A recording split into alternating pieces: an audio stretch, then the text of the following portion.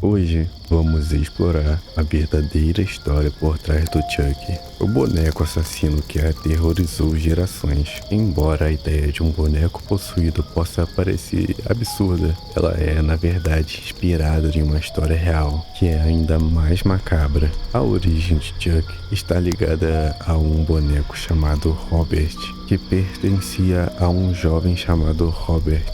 O boneco, que parecia inofensivo, logo se tornou o centro de acontecimentos perturbadores que até hoje intrigam e apavoram aqueles que conhecem a sua história. A história começa no início de 1900, quando o jovem Robert Eugene Otto, conhecido como Jenny, recebeu um boneco de cerca de 1 metro de altura, vestido com um uniforme de marinheiro. Esse boneco não era um brinquedo comum. Segundo a lenda, ele foi feito por uma empregada da família que praticava magia negra. Sentindo-se injustiçada pelos maus tratos que sofria, ela teria embutido o boneco com uma maldição como forma de vingança. Esse detalhe já dá o tom do que estava por vir. Jane se apegou de maneira incomum ao boneco e recebeu o nome de Robert. Era como se o brinquedo tivesse uma personalidade própria. O menino falava com ele como se fosse um amigo vivo e, em muitos casos, parecia ouvir respostas. O comportamento de Jane começou a mudar. Ele se tornava agressivo e frequentemente se escondia atrás do boneco para justificar suas ações erráticas. Quando móveis eram derrubados, objetos desapareciam ou brinquedos eram mutilados, Jane sempre culpava o boneco. Foi o Robert quem fez. À medida em que Jane crescia,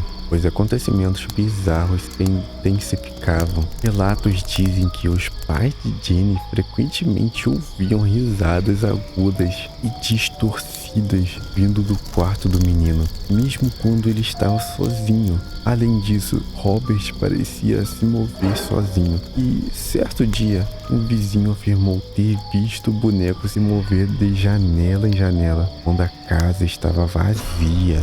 Essas ocorrências deixavam a família em pânico, mas Jane insistia que Robert era inofensivo. Quando Jane se tornou adulto e voltou a morar na casa dos pais já falecidos, ele reencontrou o boneco e estava guardado no sótão, e sua obsessão por Robert reacendeu, causando uma série de desavenças com sua esposa, que não conseguia compreender a ligação quase hipnótica entre o marido e o boneco. Jane chegava a atribuir Robert decisões importantes em momentos de fúria inexplicáveis, como se o boneco fosse uma entidade viva com poder sobre ele. Quando Jane faleceu em 1974, a casa e o boneco foram vendidos a uma nova propriedade, Martha Hilt, que logo percebeu que havia algo estranho com Robert. Ela relatou durante a noite que o boneco mudava de posição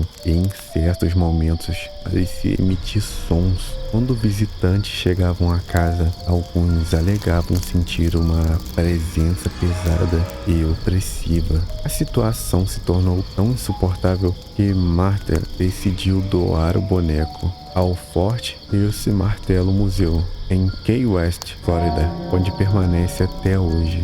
O museu recebe centenas de visitantes que, por curiosidade ou morbidade, vêm conferir de perto o famoso boneco Robert. Mas há um aviso que é aconselhado que os visitantes peçam permissão antes de fotografá-lo, pois muitos relatam ter sofrido má sorte e acidentes após desrespeitá-lo. Cartas de desculpas chegam constantemente ao museu com histórias de infortúnios após um encontro desrespeitoso com Robert, desde falhas mecânicas e até doenças. As pessoas juram que a influência do boneco ultrapassa as barreiras do museu. Embora Chuck seja um personagem fictício, as similaridades com Robert são evidentes. O criador de Chuck, o boneco assassino, Don Mancini desenvolveu a ideia de um boneco assassino depois de estudar a psicologia das crianças